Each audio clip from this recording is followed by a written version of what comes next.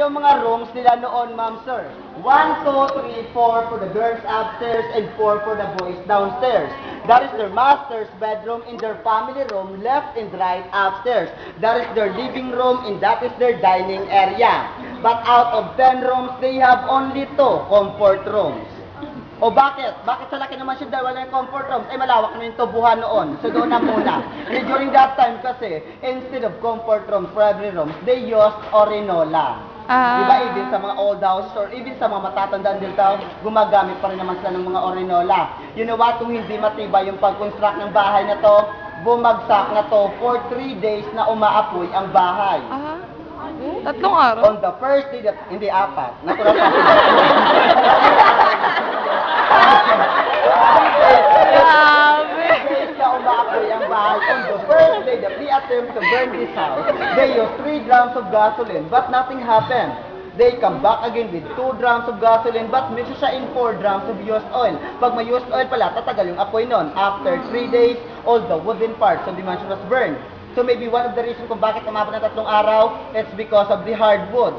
Imagine, 2 inches thick wooden floors, a meter wide and at 20.5 meters long with no joint or mula doon, papunta ron, walang dugtong na kahoy yun. So it means isang buong punong kahoy, isang sahig nila noon, and that's made of nara, tindalo, hindi kamagong tres. Pero kung nasunog man lahat ng mga wooden floors nila, all the tiles are still original from Spain. And they call these Machuca tiles, the hardest, the famous, and the most expensive tiles during that time. That is the main entrance of the mansion, and that is the side entrance. Facing their side entrance, the original staircase going up, and obviously going down. Iisa lang naman yan dyan. And dyan nyo rin makikita yung Belvedere na tinatawag nila. Itanong nyo lang sa akin kung ano yung Belvedere. Huwag na pa-spell sa akin yun. Okay, Belvedere, a small room upstairs where every 5:30 in the afternoon, they gather together just to watch the sunset.